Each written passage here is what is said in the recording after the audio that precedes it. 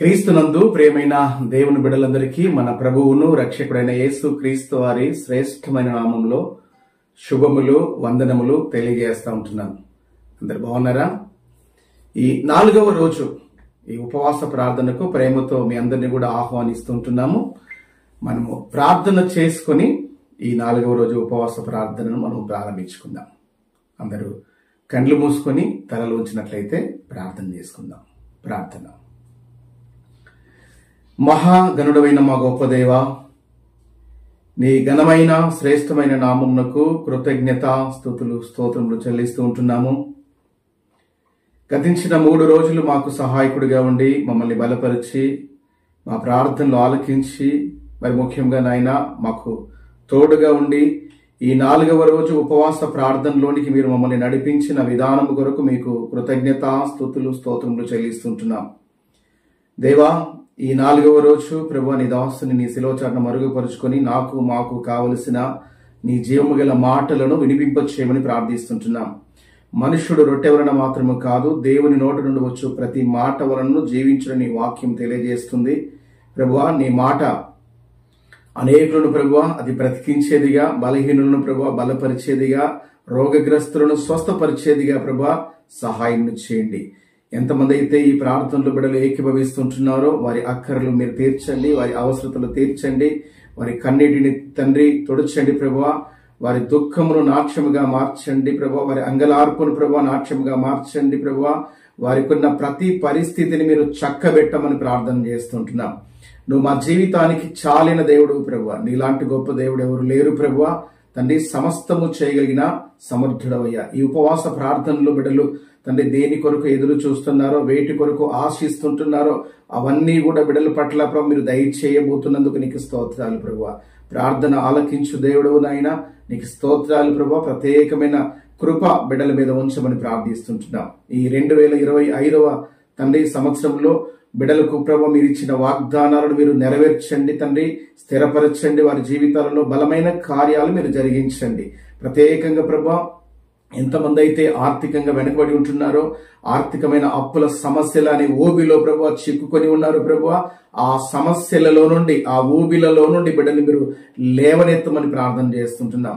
సహాయం చేయండి, ద్వారాలు తెరవండి, బిడ్డలకు ప్రభు ధైర్యాన్ని ఇవ్వండి ప్రభు. తండ్రి, ప్రత్యక్షంగా ప్రభా నీ బిడ్డల పట్ల మీరు చేయబోతున్న మహత్తరమైన కార్యాల కొరకు ప్రభా ప్రార్థిస్తుంటున్నాం. సహాయం చేయండి. నీకు అసాధ్యమైంది ఏమీ లేదు. సమస్తము చేయగలిగిన గొప్ప దేవుడునైనా కృప చూపించండి, బలపరచండి. ఇంకా ఎంతమంది అయితే రోగంతో బలహీనతలతో తండ్రి ఇబ్బంది పడుతున్నారో, మెడిసిన్ వాడినా కూడా వారి జీవితంలో స్వస్థత లేకుండా ఉన్నారో, ఈ ఉపవాస ప్రార్థనల ద్వారా బిడ్డల జీవితాలలో గొప్ప స్వస్థత కలుగునుగా కానీ ప్రార్థిస్తుంటున్నాం. సహాయం చేయండి, కృప చూపించండి దేవ. బిడ్డల ప్రభా వ్యక్తిగత తండ్రి సమస్యలతో బాధపడుతున్నారు, వారన్నిటినీ ప్రభా నీ కృపలో జ్ఞాపకపరుచుకోండి. వారి దుఃఖాన్ని చూసి ప్రభా వారి పట్ల మీరు సహాయం చేసి ఒక అద్భుత కార్యము మీరు జరిగించమని ప్రార్థిస్తూ ఈ 4వ రోజు ఉపవాస ప్రార్థనలో మరొకసారి నీ సన్నిధిలో మమ్మల్ని మేము తండ్రి అప్పగించుకుంటున్నాం. తండ్రి, నీ కొరకు తండ్రి చూస్తున్నాం. సహాయం చేయండి నాయన. తండ్రి, ప్రతి ఒక్కరిని పేరు పేరు చొప్పున మీరు దీవించి ఆశీర్వదించండి. వారి సమస్యలన్నీ కూడా సాక్ష్యములుగా మార్చి నీ నామానికి మహిమ తెచ్చుకున్నామని ఈ 4వ రోజు ప్రార్థన ఆది నుండి అంతవరకు మీరే అధ్యక్షుడిగా ఉండి క్రమముగాను మర్యాదగాను మీరు జరిగించుకున్నామని మా ప్రభువును రక్షకుడును యేసు క్రీస్తు వారి శ్రేష్టమైన నామంలో స్తుతించి ప్రార్థిస్తున్నాము తండ్రి. ఆమేన్. పెద్దగా చెప్దాం. ఆమేన్. ఈ 4వ రోజు ఉపవాస ప్రార్థనకు చేరవచ్చిన పరిశుద్ధులందరికీ మన ప్రభువును రక్షకుడైన యేసు క్రీస్తు వారి శ్రేష్టమైన నామంలో శుభములు వందనాలు తెలియజేస్తుంటున్నాను. అందరూ బాగున్నారా? మీరందరూ బాగుండాలని గత 3 రోజుల నుండి మరి ముఖ్యంగా ఆన్లైన్లో అక్కడ ఆయా ప్రాంతాలలో ఉండి వీక్షిస్తున్న బిడ్డల కొరకు ప్రత్యేకంగా ప్రార్థన చేస్తుంటున్నాం.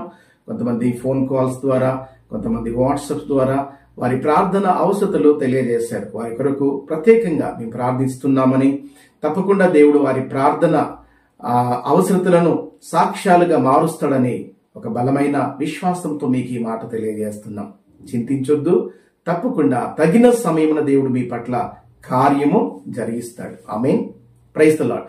ఇక ఈ 4వ రోజు వాక్యంలోనికి వెళ్ళడానికంటే ముందు జ్ఞాపకం ఉన్నాయా? మొట్టమొదటి రోజు దేని గురించి నేర్చుకుందాం మనము?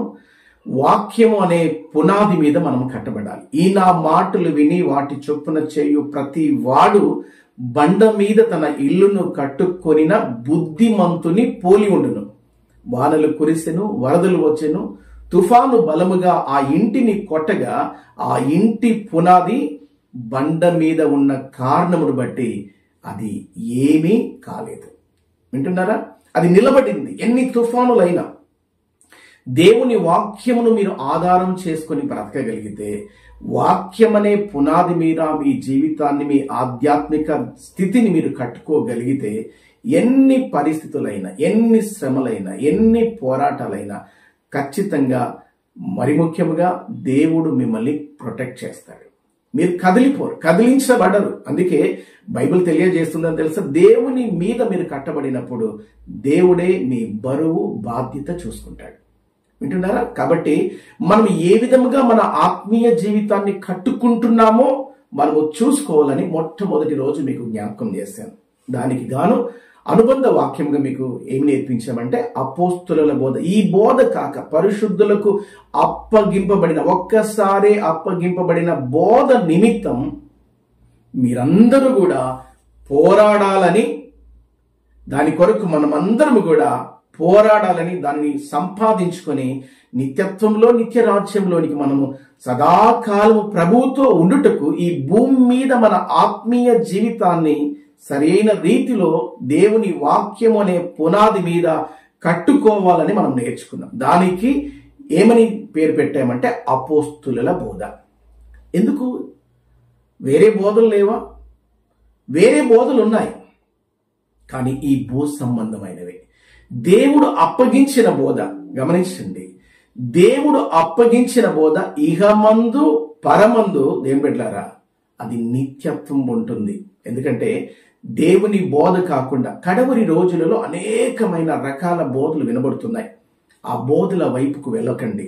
ప్రతి మాట నేను మీకు జ్ఞాపకం చేశాను. మొట్టమొదటి రోజు ఆయా బోధలు, ఆయా సందేశాలు, ఆయా ప్రసంగికులు, ఆయా దేవుని సేవకులు మాట్లాడుతున్న ప్రతి మాట వినండి.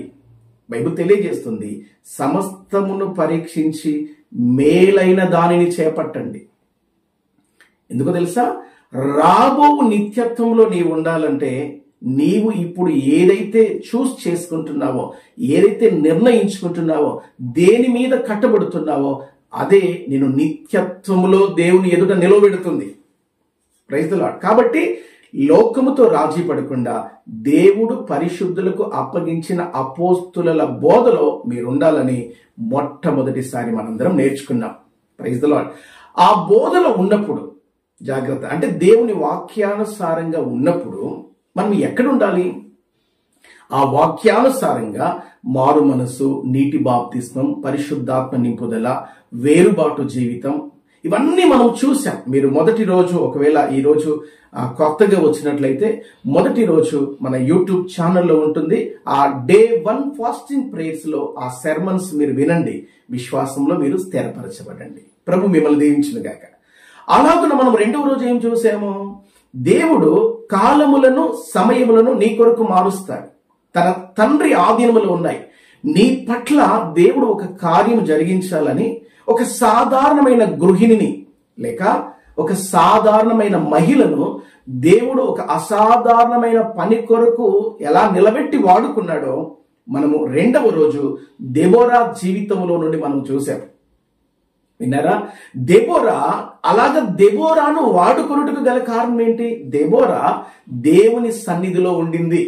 రామాకును బేతేలుకును మధ్య సరళ వృక్షము క్రింద ఆమె కూర్చొని దేవుని మాటలు, గృహిణిగా ఉండి చురుకుగా ఉండే ఒక గొప్ప భాగ్యము ఆమెకుండింది.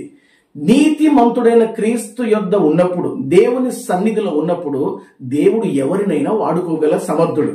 ఈ మాటలు వినిచున్న దేవుని బిడ్డలారా మీరు గమనించండి. బైబిల్ ఏమంటుందో తెలుసా? దుష్టుల ఆలోచన చొప్పున నడవక, పాపుల మార్గమున నిలవక, అపహాసకులు కూర్చుండు చోట కూర్చుండక, యెహోవా ధర్మశాస్త్రమందు ఆనందించుచు దివారాత్రులు దానిని ధ్యానించువాడు ధన్యుడు.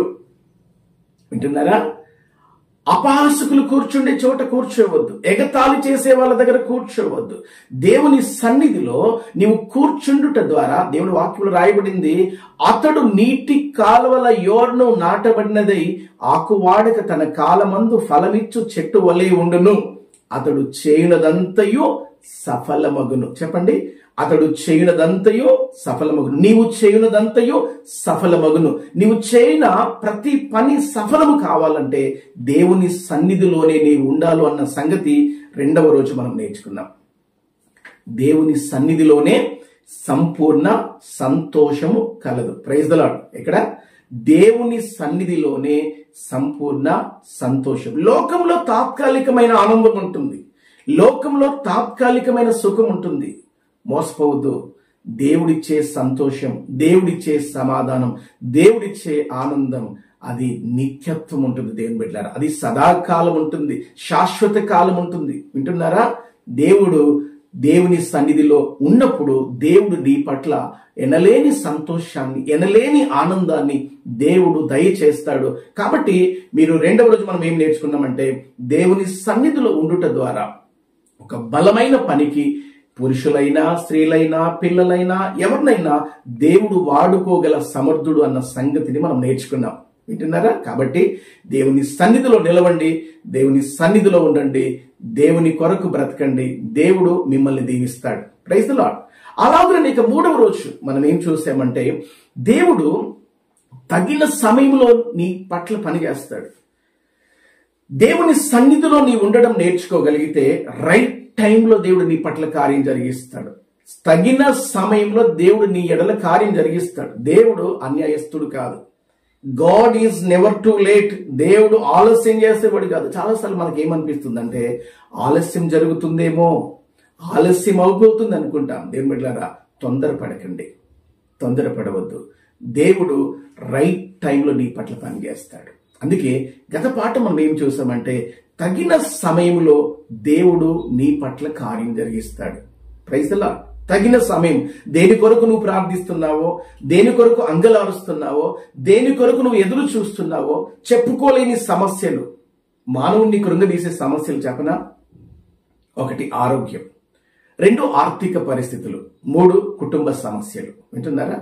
ఈ 3 ఎక్కువగా మనిషిని కృంగదీస్తాయి. నువ్వు ఏ సమస్యలలో ఉన్నావో నా ప్రభు చూస్తున్నాడు. నేను ప్రకటించే దేవుడు ఆయన చూసేవాడు. నువ్వు ఏ సమస్యలలో ఉండి ప్రార్థిస్తూ ఉన్నావో నా ప్రభు వింటాడు. ఆయన వినే దేవుడు. ఆయనకి చెవులున్నాయి. ఎస్, ఆయన వినే దేవుడు. నీ స్వరాన్ని నువ్వు ఏ భాషలో ప్రార్థన చేసినా, ఏ స్థలములో నుండి ఈ మాటలు నువ్వు వినుచున్నా, నీ స్వరాన్ని, నీ ప్రార్థనను విని నీకు జవాబిచ్చే దేవుడు. Praise the lord. కాబట్టి కురింగిపోవద్దు. నువ్వు ఏ స్థితిలో ఉండి ప్రార్థించి దేని కొరకు నువ్వు ఎదురు చూస్తున్నావో దేవుడు తప్పకుండా నీ పట్ల కార్యము జరిగిస్తాడు. Praise the lord. ఆమేన్ చెప్దామా? ఖచ్చితంగా. కాబట్టి మీ విశ్వాసాన్ని కోల్పోకండి, దేవుని సన్నిధిలోనే ఉండండి. దేవుడు మీ పట్ల కార్యం చేస్తాడు. ఇక రండి, ఈ 4వ రోజు అలాగ ఉన్నప్పుడు కొన్నిసార్లు మనకి ఇంకా జరగలేదేమో అన్న ఒక ఆతృత మనకు కలుగుతుంది. నేనంటాను, ఆతృత పడకండి, కంగారు పడకండి. దేవుడు తప్పక మీ పట్ల కార్యం చేస్తాడు. నేను గత పాఠంలో మీకు గుర్తుందా, ఎన్నిక లేని వారిని కూడా దేవుడు ఎన్నుకొని తన బలమైన పనిని జరిగించుకుంటాడు. విన్నారా? సాధారణమైన వారిని, బలహీనులను, తృణీకరించబడిన వారిని, ఎన్నిక లేని వారిని, ఏ స్టేజ్లో నీవు ఉన్నావో దేవుని బిడ్డ, నీ పట్ల నా ప్రభు కార్యం జరిగిస్తాడు. ఆమేన్ చెప్దామా? Praise the lord. ఇక రండి, ఈ 4వ రోజు మనం నేర్చుకోబోతున్న అంశం మీ నోట్ చేసి పెట్టుకుని, నిరీక్షణ. తెలుగులో మనం ఏమంటామంటే, బైబిల్ టర్ములో నిరీక్షణ, దాన్ని మనము వాడుక భాషలో మనం మాట్లాడుకుంటే ఎదురు చూచుట. నిరీక్షణ కలిగి, బైబిల్ అంటుంది, ఈ నిరీక్షణ మనలను సిగ్గుపరచదు. చెప్పండి అన్నమాట. ఈ నిరీక్షణ మనలను సిగ్గుపరచదు. ఎందుకంటే వాక్యమును చేతబట్టుకున్నవాడు ఎన్నడూ సిగ్గుపడడు. దేవుని యొద్దకు వచ్చేవాడు ఎన్నడూ సిగ్గు నొందడు, ఎన్నడూ అవమానము నొందడు. నీ అవమానమును కూడా ఆశీర్వాదముగా మార్చగలిగిన దేవుణ్ణి ప్రకటిస్తున్నాను. వింటున్నారా? నీ అవమానమును కూడా ఆశీర్వాదముగా మార్చి రెట్టింపు ఘనతను ప్రకటించే దేవుణ్ణి, చేయగలిగిన దేవుణ్ణి ప్రకటిస్తున్నాం. కాబట్టి తొందరపడకుండా దేవుని యందు నిరీక్షణ ఉంచుము. అందుకే కీర్తనకాడు అంటాడు, నా ప్రాణమా నీవెందుకు తొందరపడుచున్నావు, దేవుని యందు నిరీక్షణ ఉంచుము. ఆయనే మన సహాయం కదా, ఆయనే మన రక్షణ కదా, ఆయనే మన బలం కదా. ఖచ్చితంగా దేవుని యందు నిరీక్షణ ఉంచండి. ఈ మాటలు వినిచిన దేవుని సంగమా, నువ్వు ఏ స్థితిలో ఉన్నా నిరీక్షణ కోల్పోవద్దు. నీ నిరీక్షణ ఫలిస్తుంది. చెప్పండి, నీ నిరీక్షణ ఫలిస్తుంది. అందరూ, నా నిరీక్షణ ఫలిస్తుంది. దేని కొరకు నువ్వు ఎదురు చూస్తున్నావో నీ నిరీక్షణ ఫలిస్తుంది. అందుకు గాను బైబిల్ గ్రంథంలో ఈరోజు రండి కొన్ని శ్రేష్టమైన మాటలు మనం నేర్చుకోవడానికి మనం ప్రయత్నం చేద్దాం. మత్తయి సువార్తమానము 9వ అధ్యాయము నేను 18వ వాక్యం నుండి చదువుతున్నాను. దయతో మీ భాగాన్ని స్పష్టంగా చూడండి. మత్తయి సువార్తమానము 9వ అధ్యాయము 18వ వాక్యము. ఆయన ఈ మాటలు వారితో చెప్పుచుండగా, ఇదిగో ఒక అధికారి వచ్చి ఆయనకు మ్రొక్కి, నా కుమార్తె ఇప్పుడే చనిపోయినది, అయినను నీవు వచ్చి నీ చెయ్యి ఆమె మీద ఉంచుము, ఆమె బ్రతుకుననెను. విన్నారా? 19వ వచనం. యేసు లేచి అతని వెంట వెళ్ళెను, ఆయన శిష్యులు కూడా వెళ్ళిరి. ఆ సమయమున ఇదిగో 12 సంవత్సరముల నుండి రక్తస్రావ రోగము గల ఒక స్త్రీ, నేను ఆయన పై వస్త్రము మాత్రము ముట్టితే బాగుపడుదననుకొని తనలో తాను అనుకొని ఆయన వెనుకకు వచ్చి ఆయన వస్త్రపు చెంగు ముట్టెను. యేసు వెనుకకు తిరిగి ఆమెను చూచి, కుమారి, ధైర్యముగా ఉండుము, నీ విశ్వాసము నిన్ను బాగుపరచనని చెప్పగా ఆ గడియ నుండి ఆ స్త్రీ బాగుపడెను. అంతలో యేసు ఆ అధికారి ఇంటికి వచ్చి పిల్లల గ్రోవులు వాయించుచు వారిని గొల్లు చేయుచుండు జనసమూహమును చూచి, స్థలమీయుడి, ఈ చిన్నది నిద్రించుచున్నదే గాని చనిపోలేదని వారితో చెప్పగా వారాయనను అపహసించిరి. జనసమూహమును పంపివేసి ఆయన లోపలికి వెళ్లి ఆమె చెయ్యి పట్టుకొనగానే ఆ చిన్నది లేచెను. ఈ సమాచారము ఆ దేశమందంతటను వ్యాపించెను. విన్నారా ఈ మాటలు? ఇక్కడ ఒక అధికారి, ఆయన పేరెవరు? యాయీరు. తన కుమార్తె చావు బ్రతుకుల మధ్యలో ఉన్నప్పుడు యేసయ్య దగ్గరికి వచ్చాడు. ఇంకొక లేఖనాన్ని కూడా మీకు చూపిస్తాను, రండి. 5వ అధ్యాయం మార్కు సువార్త. ఇంకా మీకు యెహోవా వాక్యము కొంత అచ్చట కొంత ఇచ్చట ఉంటుంది కాబట్టి మనం 2 భాగాలు మనం ఈ రోజు నేర్చుకోవడానికి మనం ప్రయత్నం చేయదుము.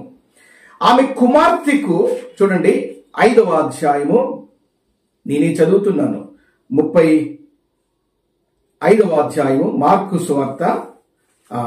గమనించండి, మార్కు సువార్త 5వ అధ్యాయము 36వ వచనాన్ని నేను చదువుతున్నాను. దయతో మీ భాగాన్ని స్పష్టంగా చూడాలని మనవి చేస్తుంటున్నాను. యేసు వారు చెప్పిన మాట లక్ష్య పెట్టక భయపడకుము. విన్నారా? యాక్చువల్గా జరిగిన సంగతి ఏంటంటే, ఈ సమాజ మందిరపు అధికారి తన కుమార్తెకు ఒక బలహీనమైన రోగం వచ్చేసింది. వింటున్నారా?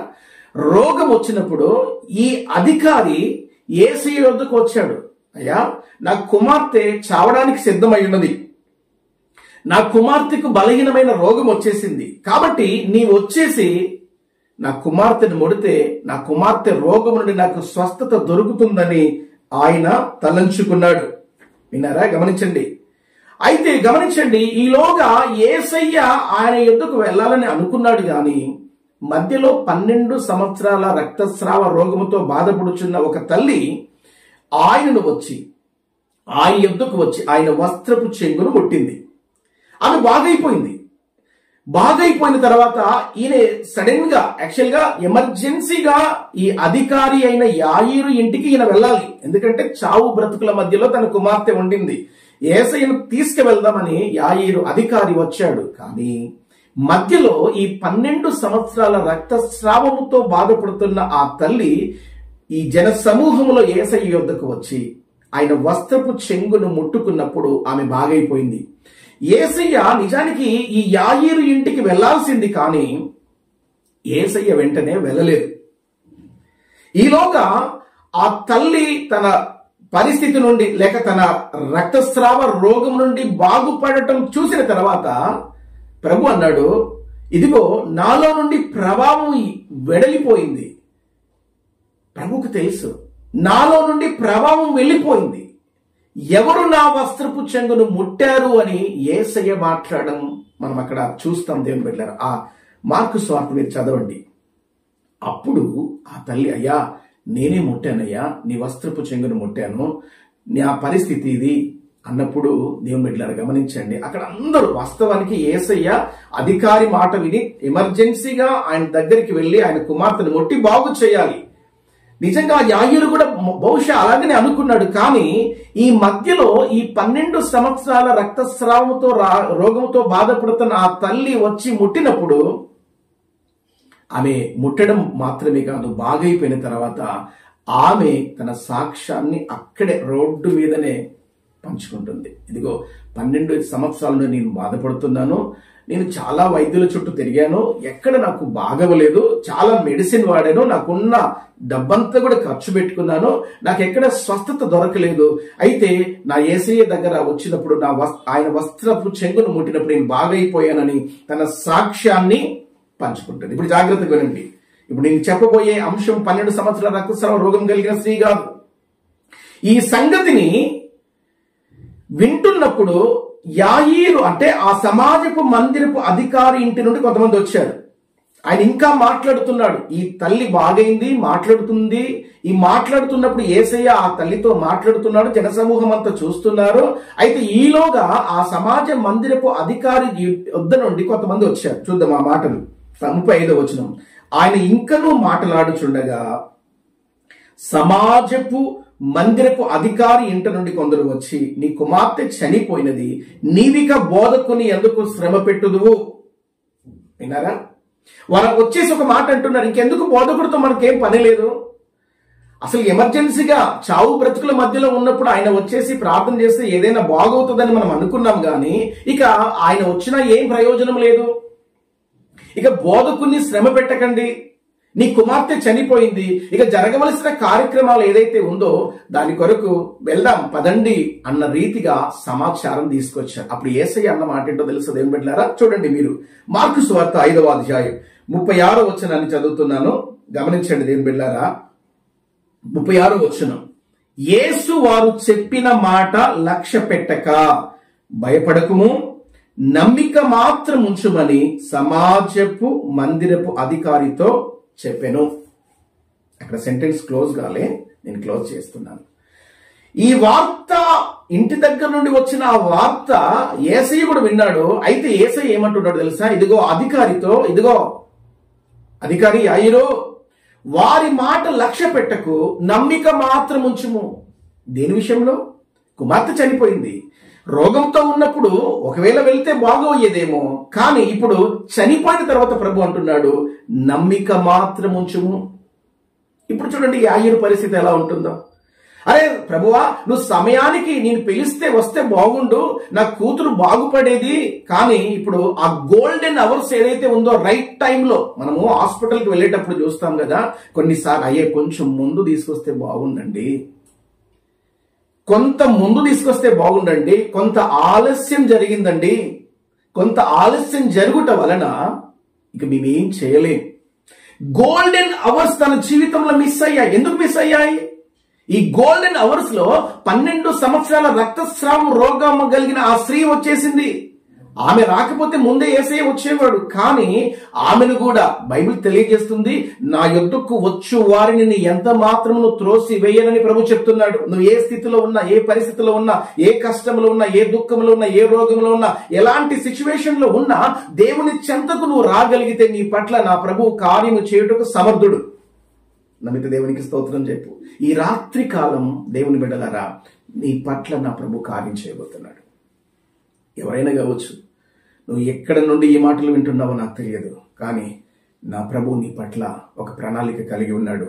నువ్వు దేని కొరకు ఎదురు చూస్తున్నావు, దేని కొరకు దుఃఖిస్తున్నావు, దేని కొరకు రోధిస్తున్నావో, అంగలారుస్తున్నావో, మనుషులకు చెప్పి చెప్పి చెప్పి చెప్పి చెప్పి అర్థం చేసుకొని పరిస్థితుల్లో గుండా ఒకవేళ నువ్వు ఉన్నావేమో, డాక్టర్ల చుట్టూ తిరిగి తిరిగి తిరిగి తిరిగి తిరిగి ఏ స్వస్థత లేకుండా మెడిసిన్ వాడి వాడి వాడి వాడి వాడి ఏ ప్రయోజనం లేకుండా నీవు ఉన్నావేమో, ఇదిగో నేను ప్రకటించుచున్న దేవుడు సమస్తము చేయగలిగిన వాడు.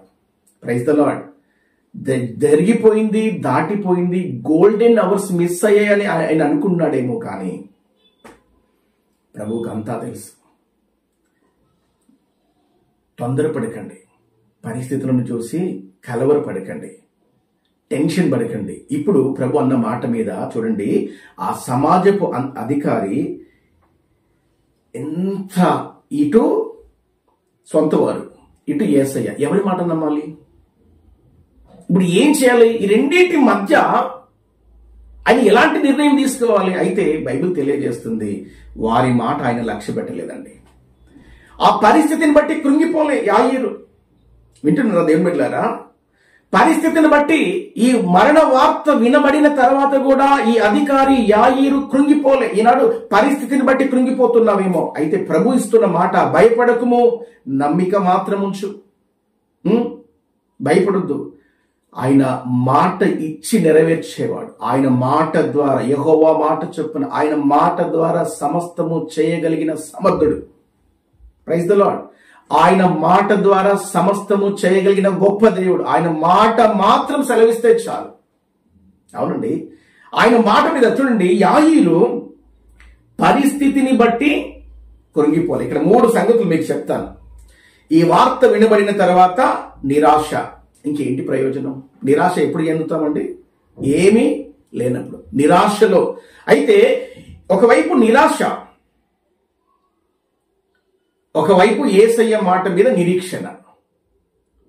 నేనంటాను, నువ్వు నిరాశలలో నుండి దేవుని మాట మీద నువ్వు నిరీక్షణ ఉంచగలిగితే విడుదలను పొందుకుంటావు.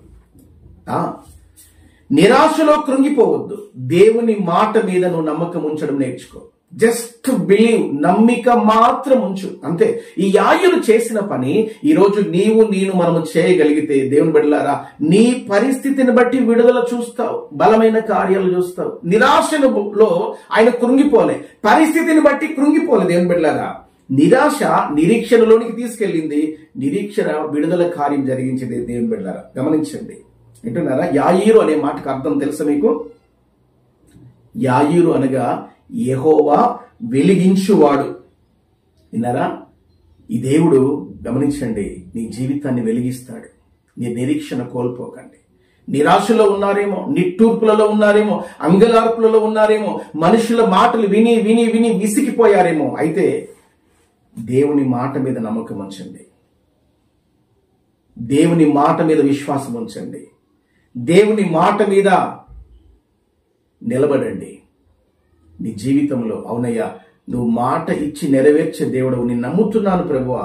దేవుని మాట మీద మీరు ఎప్పుడైతే, గమనించిన దేవుని బిడ్డలారా, నిలబడగలుగుతావో దేవుడి నీ పట్ల తన కార్యం జరిగిస్తాడు.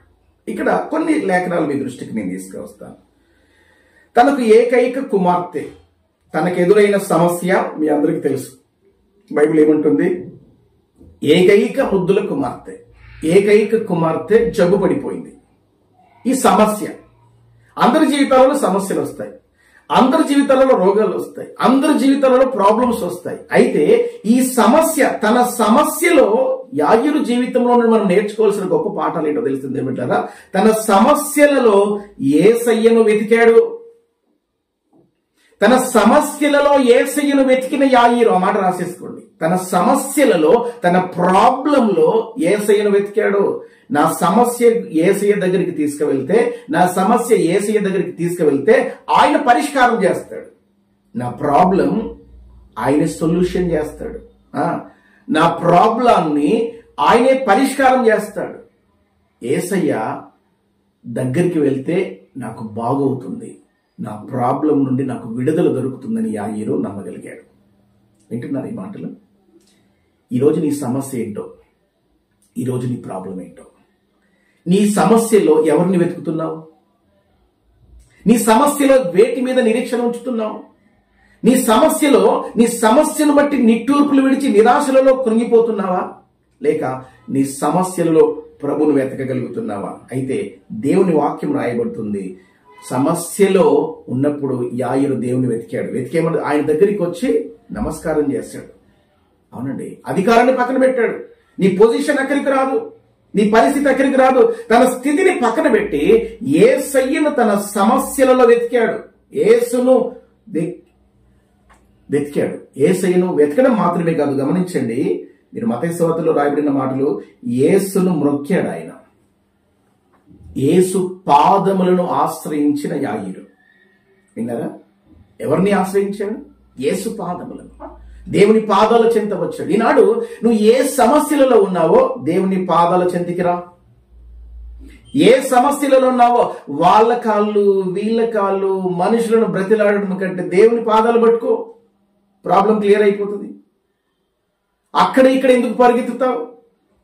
అక్కడికి వెళ్తే బాగుంటాను, ఇక్కడికి వెళ్తే బాగుంటాను, అక్కడికి వెళ్తే మంచి జరుగుతుంది నేను అంటాను. అక్కడ ఇక్కడ కాదు, ఇక్కడ నీ దేవుని పాదాలను పట్టుకోగలిగితే నీ జీవితంలో దేవుడు బలమైన కార్యములు చేయగలిగిన సముద్రాన్ని ఈ రాత్రి వేళ మీకు ప్రకటిస్తున్నాను.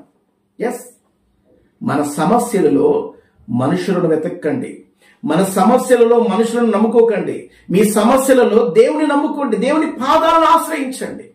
నేను చాలా సంగతులు ఎరుగుదును.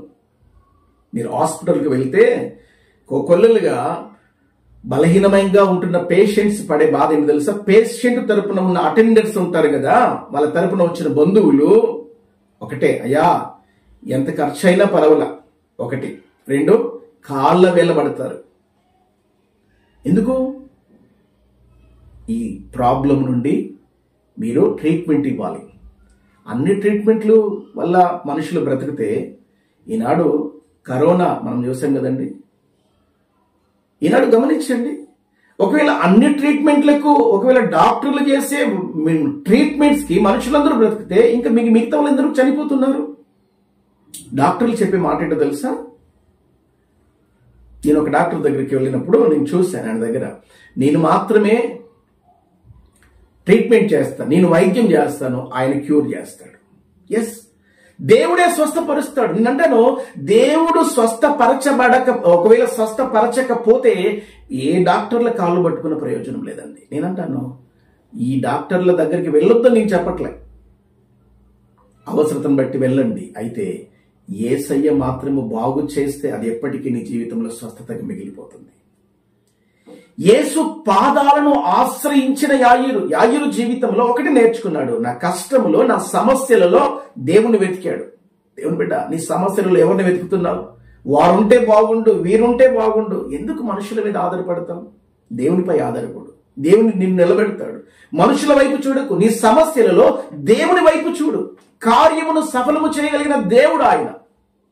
ఎవరండి ఆయన? కార్యము సఫలము చేయగలిగిన దేవుడు ఆయన. నీ సమస్యలలో దేవుని వెతుకు. ప్రాబ్లం ఆయన దగ్గర తీసుకురా. ఏ ప్రాబ్లం అయినా, ఎంత ప్రాబ్లం అయినా ఆయన చేయలేని, ఆయనకు అసాధ్యమైనది ఏది లేదండి. సమస్తము చేయగలిగిన గొప్ప దేవుడు ఆయన. ఆమేన్, హల్లెలూయా. వింటున్నారా? ఇక గమనించండి, దేవుడు దగ్గరికి వచ్చాడు, పాదాలు పట్టుకున్నాడు, బాగుంది. ఇప్పుడు ఈలోగా 12 సంవత్సరాలతో ఆ రక్తస్రావ రోగంతో బాధపడుతున్న ఆ తల్లి వచ్చేసింది. ఇప్పుడు ఎలా ఉంటుంది చూడండి. అయ్యా మీరు త్వరగా రండి అయ్యా బహుశా అన్నాడు, కానీ అక్కడ ఈమెను దాటిపోలేదు. నీకు అర్థమవుతుందా? దేవుని చెంతకు వస్తే మధ్యలో వచ్చిన వారైనా, మొదట వచ్చిన వారైనా, చివరికి వచ్చిన వారైనా, ఎవరినైనా దేవుడు దాటిపోయేవాడు కాదు. ఆయన యుద్ధకు వచ్చే వారిని ఖచ్చితంగా ఆయన దీవించగలుగుతాడు, ఆయన దీవిస్తాడు, ఆయన వారిని బాగు చేస్తాడు. ఆయన మాట ద్వారా దేవుని బిడ్డారా, కేవలం ఆయన వస్త్రంలో స్వస్థత, ఆయన మాటలో స్వస్థత, ఆయనలోనే స్వస్థత, అంతే. ఈనాడు గమనించండి దేవుని బిడ్డారా, ఆయన దగ్గరికి వచ్చిన ఏ ఒక్కరి జీవితంలోనైనా ఖాళీగా వెనక్కి వెళ్ళడం మనం చూడలేదు. ఈనాడు ఈ మాటలు వినిచిన నీ జీవితంలో కూడా నీకు ఎలాంటి సమస్యలు ఉన్నావో ఆయన పాదాలు ఆశ్రయించు, దేవుని పాదాలు పట్టుకో. వింటున్నారా? నిరాశ నిస్పృహల మధ్య యాయీరు ఏం చేశాడు తెలుసా? దేవుని మాటను నమ్మాడు. ప్రభు చెప్పాడు, ఏమన్నాడు? వారు చెప్పిన మాట లక్ష్య పెట్టొద్దు, భయపడకు, నమ్మిక మాత్రం ఉంచు. విన్నారా? వారి మాట లక్ష్య పెట్టొద్దు. ఒకవైపు కుటుంబస్తులు, ఒకవైపు యేసయ్య, రెండు స్వరముల మధ్య నిలబడిన యాయీరు. మీరు ఎటు వెళ్తారు? ఒకవైపు మనుషుల మాటల మీద వెళ్తారా? కానీ యేసు క్రీస్తునందు విశ్వాసం ఉంచాడు యాయీరు. ఎందుకంటే యేసయ్య మాటలోనే జీవం ఉంది, యేసయ్య మాటలోనే స్వస్థత ఉంది, జీవాధిపతి జీవము ఆయనలోనే ఉంది. అందుకే యాయీరు ఇంటిలోనికి యేసయ్య వెళ్ళినప్పుడు గమనించండి, యాయీరు ఇంటిలో మరణం లేదు. ప్రభు ఒకటే మాట అన్నాడు, ఈ కుమార్తె నిద్రించుచున్నది, ఈ చిన్నది నిద్రించుచున్నదే గాని తైతాకుమి చేయబట్టుకుని లేపాడు. అంతే. ఆయన మాట సెలవివ్వగానే ఆమె లేచి కూర్చుందండి. ఎలా ఉంటుంది చూడండి, యాయీరు చనిపోయిన తన కుమార్తెను చూసి ఎంత సంతోషం ఉంటుంది. మీకు అర్థమవుతుందా? మీ సమస్యలలో నుండి మీకు విడుదల దొరికితే ఎంత సంతోషం ఉంటుంది, సంతోషాన్ని. అందుకే నిరాశలో ఉన్న మీరు, నిరాశలో నిస్పృహలలో ఉంటున్న మీరు ఈ రాత్రికాలం దేవుని పాదాలను ఆశ్రయించండి. దుఃఖమైన వేళలో, బాధ కలిగించే వేళలో, కష్టములో ఉంటున్నారా?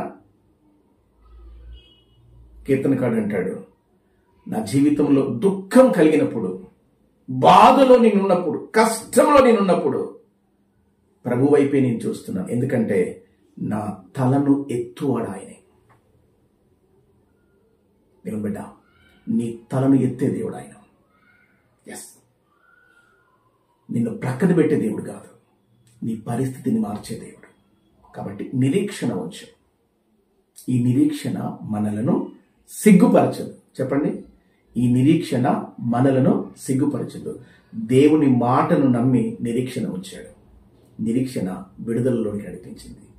యాయీరు జీవితంలో జరిగిన కార్యమే నీ జీవితంలో దేవుడు చేయడానికి. ఆయన నిన్న నేడు నిరంతరము ఏకరీతిగా ఉన్నాడు. కాబట్టి నువ్వు ఏ కష్టంలో ఉన్నావో, ఏ సమస్యలలో ఉన్నావో, ఏ బాధలో ఉన్నావో, ఏ ఇబ్బందులో ఉన్నావో, ఏ ఇరుకులో ఉన్నావో, ఈ రాత్రికాలం ఈ సందేశం నీ కొరకే. ప్రభు నీతోనే మాట్లాడుతున్నాడు. మనుషుల మాటను లక్ష్య పెట్టుకోకు.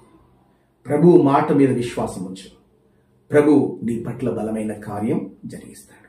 నిరాశ ఉన్నప్పుడు దేవుని వైపు చూడు, మనుషుల వైపు కాదు. ఆయన నిన్ను, ఈ నిరీక్షణ దేవుని బిడ్డలారా నిన్ను సిగ్గుపరచదు. దేవుని వైపు చూస్తున్నావంటే అర్థం ఏంటో తెలుసా? దేవుని యందు నువ్వు నిరీక్షణ కలిగి ఉన్నావని అర్థం. దేవుడు తప్పకుండా నీ పట్ల కార్యం చేస్తాడు. నమ్ముతున్నావా? ప్రార్థన చేసుకుందాం. పరిశుద్ధుడైన దేవా, ఈ రాత్రికాలం యాయీరు జీవితాన్ని మా ముందుంచి మాతో తేటగా మాట్లాడు ప్రభువా. ఎంతమంది నీ మాటలు ప్రభు విని ప్రార్థనలో ఏకీభవిస్తున్నారో బిడ్డల సమస్యలన్నింటిలో నుండి విడిపించి నీ నామానికి మహిమ తెచ్చుకోండి ప్రభువా. ప్రతి ప్రాబ్లం నుండి ప్రభువా మీరు విడుదల దయచేయండి ప్రభువా.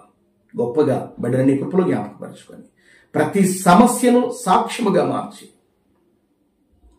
బలమైన కార్యాలు కుటుంబ జీవితాల మీద జరిగించి నీవే ఘనత, మహిమ, ప్రభావాలు పొందుకొనమని బిడ్డలందరినీ చేతికి అప్పగించుకుంటూ దీవించి ఆశీర్వదించమని మా ప్రభువును రక్షకుడును యేసు క్రీస్తు వారి శ్రేష్టమైన నామంలో స్తుతించి ప్రార్థిస్తున్నాము తండ్రి. ఆమేన్. పెద్దగా చెప్దామండి. ఆమేన్. నా ప్రాణమా యెహోవాను సన్నతించుము, నా అంతరంగంలో సమస్తమైన పరిశుద్ధ నామమును సన్నతించుము. నా ప్రాణమా యెహోవాను సన్నతించుము. అని చేసిన ఉపకారములలో దేనిని మరొకము. మన తండ్రి అయిన దేవుని ప్రేమయు, మన ప్రభువును రక్షకుడైన యేసు క్రీస్తు వారి కృపయు, పరిశుద్ధాత్మ దేవుని అన్యోన్య సహవాసము, సంరక్షణ, పోషణ, సకల దీవెనలు ఈ రాత్రికాల సమయంలో చేరవచ్చిన పరిశుద్ధులందరికీ, సంఘమంతటికి, ఆయా ప్రాంతాలలో దేవుని మాటలు వింటున్న బిడ్డలందరికీ ఇప్పుడు ఎల్లప్పుడు సదాకాలం తోడై నీడై నడిపించుగాక. ఆమేన్. God bless you all. ప్రభు మిమ్మల్ని దీవించుగాక.